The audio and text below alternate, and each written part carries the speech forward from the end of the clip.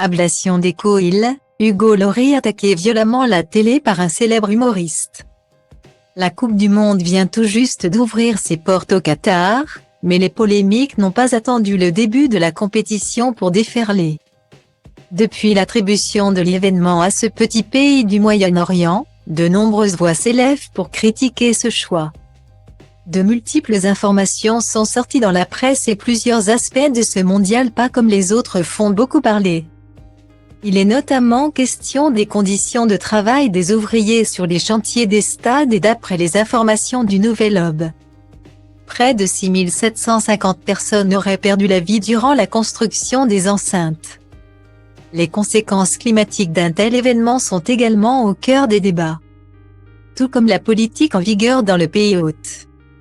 Au Qatar, qui compte un peu moins de 2,5 millions d'habitants, l'homosexualité est illégale et plusieurs nations, à commencer par le Danemark et les États-Unis, ont annoncé qu'elles allaient faire des actions pour lutter contre l'homophobie. Les capitaines de ces nations devraient porter un brassard aux couleurs du drapeau LGBT. Mais ce ne sera pas le cas des Hugo Lloris, le capitaine français, lorsqu'on est en France. Lorsqu'on accueille des étrangers, on a souvent envie qu'ils se prêtent à nos règles, qu'ils respectent notre culture. J'en ferai de même lorsque j'irai au Qatar, tout simplement, a-t-il déclaré en conférence de presse. Une décision qui a beaucoup fait parler depuis.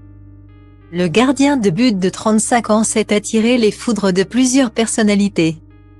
Style Diva place Holdé à 1 et à 1, 8 300 px, minimum et 250 px, at Media Screen End, minimum 8 990 px, div. À place Holdé à 1 et à 1, 8 620 px, minimum et 350 px, style. Il y a quelques jours, c'est Eric Nolot qui s'en est pris vertement à lui sur Twitter. Mais ce n'est pas tout. Samedi soir, lors de l'émission Quelle époque présentée par Léa Salamé, un célèbre humoriste en a remis une couche. Lors de sa chronique, Philippe Cavrivière a évoqué cet épisode sur le ton de la dérision. Comme il sait si bien le faire. La liste des blessés s'allonge, démarre le trublion. Citant tour à tour N'Golo Kanté, Paul Pogba et Presnel Kimpembe. Avant d'enchaîner, Hugo Lloris a subi une terrible ablation des coïls. Si vous retrouvez les coïls d'Hugo Lloris, merci de les envoyer au siège de la FIFA. De préférence dans du papier bulle, parce que c'est quand même fragile. Guillemets. Une nouvelle attaque très véhémente à l'encontre du capitaine des Bleus, qui aurait certainement aimé se passer de cette polémique.